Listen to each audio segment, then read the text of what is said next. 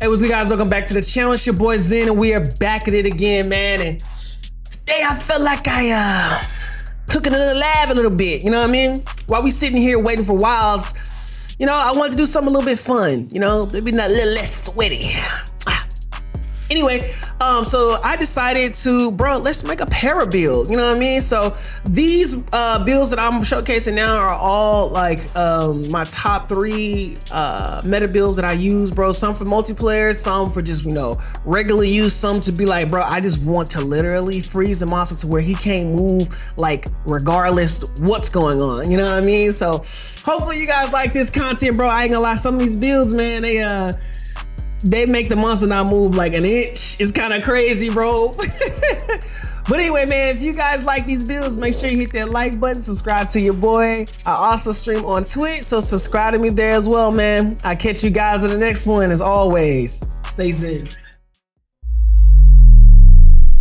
All right, guys, let's go ahead and dive into it. Just a quick TLDR.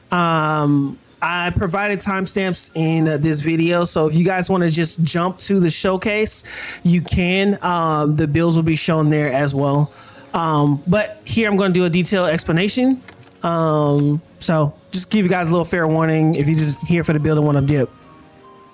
So we'll be using 2 longswords, the Kajar Longsword Paralysis, as well as the MHWIB Longsword Paralysis.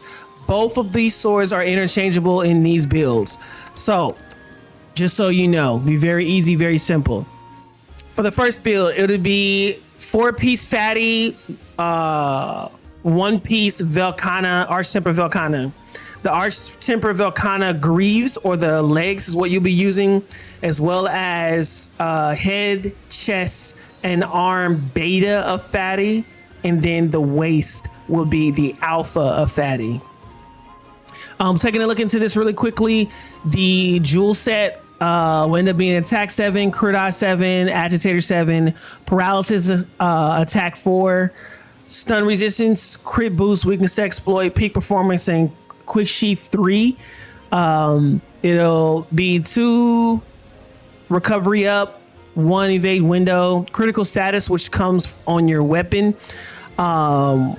2 coalescence, 1 from the actual jewel on your build, and then another one from the actual mantle.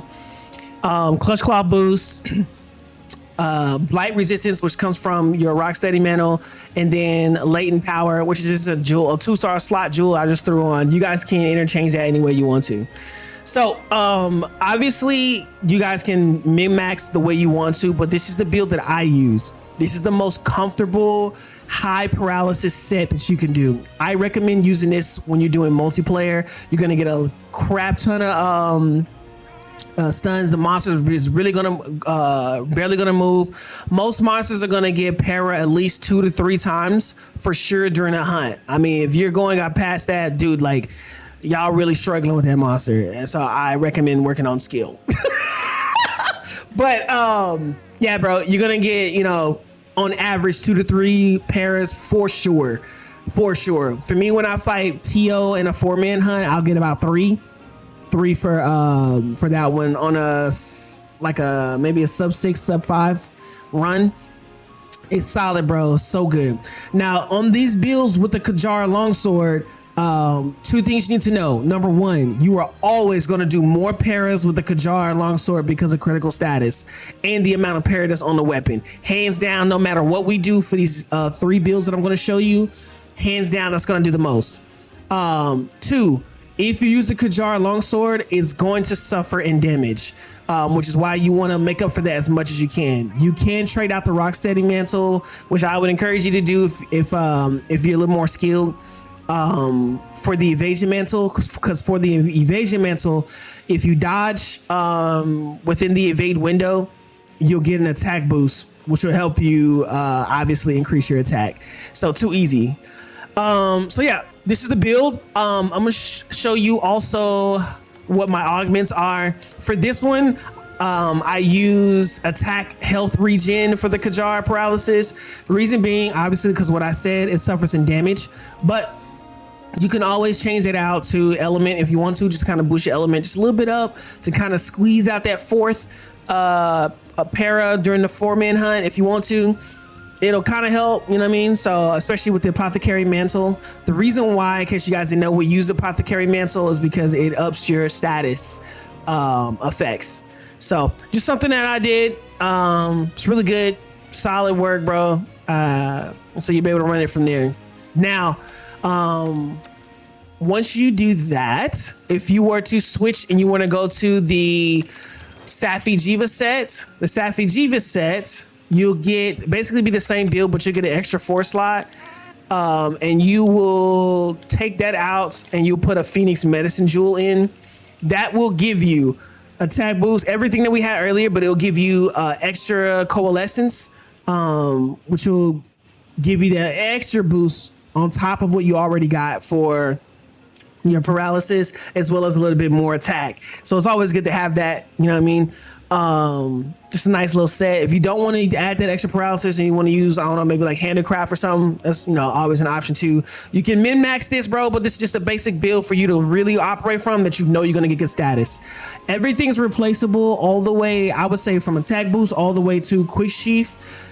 All that's replaceable. The coalescence, the evade window, the clutch claw boost, all those things, latent blight resistance, you can replace it where you want to, but this is just my play style.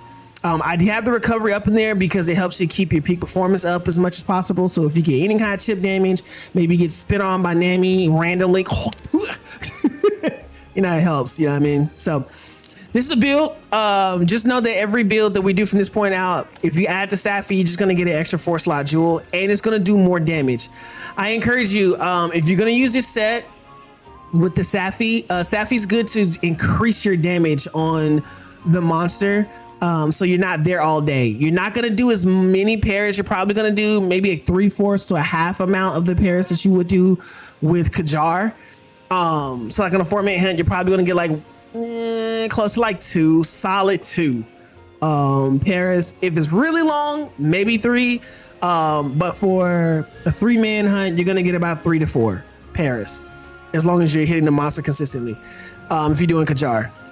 So I advise, if you want to kind of be in between, I want to do big damage, but I also want to do pairs here and there, this is your set.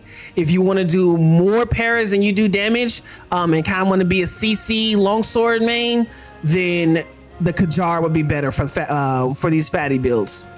Okay, on to the next one. Okay, so this next build will be the Kajar paralysis longsword with the full Safi Jiva set. This set is gonna give you the maximum amount of paralysis in the game for longsword, hands down, period. Doesn't matter. You are going to literally have that monster not move an inch if you use this. If you're going against a monster solo, bruh, that monster, bruh, like you pushing out pairs left and right. It's crazy, especially if you have the apothecary mantle, which was what this should be. Okay, yeah, especially with the apothecary mantle. So if we're going down looking at the build, it'll be full Safi, all beta. You'll get attack 7, resentment 5, paralysis attack 4, crit boost, weakness exploit, evade window 3, health boost 2, blight resistance 2, agitator 2, and then 5. The other 3 will come from your mantles. I have latent power. You can put whatever you want to on that, and then coalescence as well. So a little TLDR, full Safi will give you 40% affinity, so you don't have to worry about putting in crit eye. You're good to go as long as the Safi Jiva set is activated and you have a little bit of red health. It also gives you about 120 status. So it's going to boost up your status as far as your paralysis, as well as increase the cap. So just know that, like, even if you were to, like, you know, push your paralysis all the way up, you have a cap amount of what you can do. Safi Jiva increases that. Hence why this is always going to be the most that you can ever dish out as far as the paralysis is concerned, or any kind of status, really. So yeah. Moving into that, for the Kajar augments. On this one, I have the health attack, but it's not supposed to be that. I was just too lazy to change it. For the paralysis, the Kajar paralysis longsword, just make sure that it's all attack or all element. Whichever one you want to do is up to you. I personally would do attack because it suffers from attack, but you can do all element if you want to, if you just really want to go balls to the wall on these paras, man. You know what I mean? So just something to kind of know, kind of keep it in your brain. Do not have health augment on it if it is Safi Jiva like me. I was just too lazy to change it. So yeah. So you're running from here. Now, if we were to switch that up and go use the Safi, this is what it will look like. Just so for you guys reference, you'll just get the same build. You just get an extra 4-star or 4-slot jewel. And then you can do with that with whatever you like. You know what I mean? It's so simple, so easy. Oh my gosh. There we go. So here I added an extra challenger jewel for it. For the Safi Jiva set, I just did 1 defense, all elemental status effects. You can do attack if you want to. You know, like I said, you can switch it up however way you feel like it. I personally, for the Safi Jiva, I will always put element. Even if you're gonna do the fatty set, just put element health on it. Just because it suffers in where it suffers at is in the actual element / status, which is the paralysis that you're using, rather than the attack. You already have good attack on the weapon, so you don't really need to buff it too much, because obviously these are meme builds. We're here for the para. So anyway, yeah, so you have an extra 4-slot. I put in agitator, but now you can take out that challenger jewel and just do challenger vitality, so you have 3 slots of health and you're good to go. Whichever one you want to do, you know, you just do it, whatever suits your fancy. Have the glider mantle, and you can, I slide in some crit eye just cause for, you know, for giggles, it is what it is. And then coalescence, and then a throttle. I just put throttle in, you can do whatever you want to, but all those are interchangeable. This is just what I do. But you guys, again, play how you want to. Don't come at me in the comment section with all this incorrectly, statusly correct. This is just what I do. You know what I mean? So anyway, all right. So there's that. Let's go to the next one. All right. So go on to here.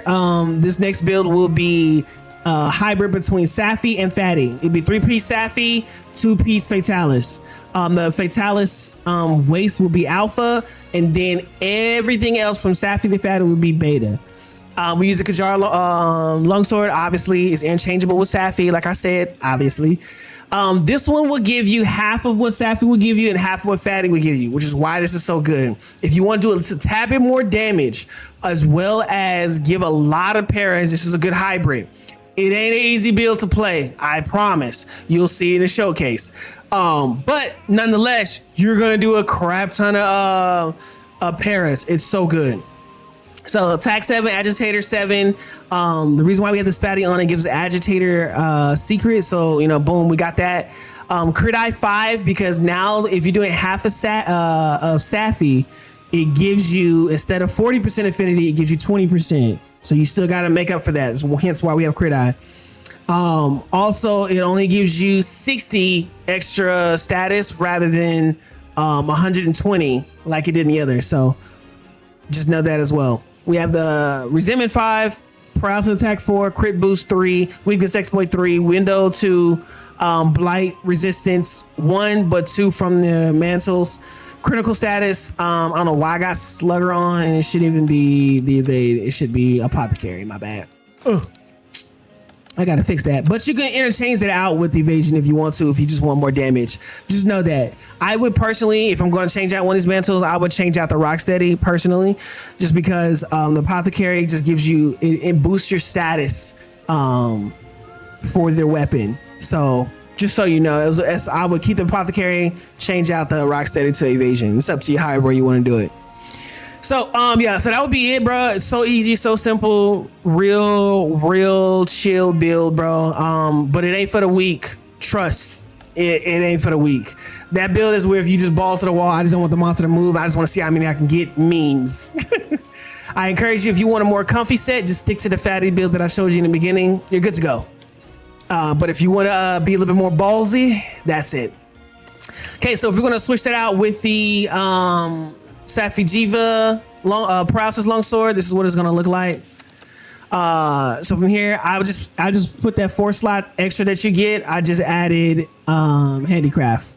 Again, with both of these, don't put in any health augment on your weapon. Either do all attack or all element, whichever one you want. Doesn't matter. Just no health, because it messes with you actually being able to proc all the benefits of this set, because Sapphire takes away your life. So this is the set. It's what we're looking like. You guys can copy paste it from here. It's too easy, bro. Apothecary, Rocksteady. You know what I'm saying? So simple, so easy. Good to go. All right, guys. From here, let's just go ahead and jump in the showcase.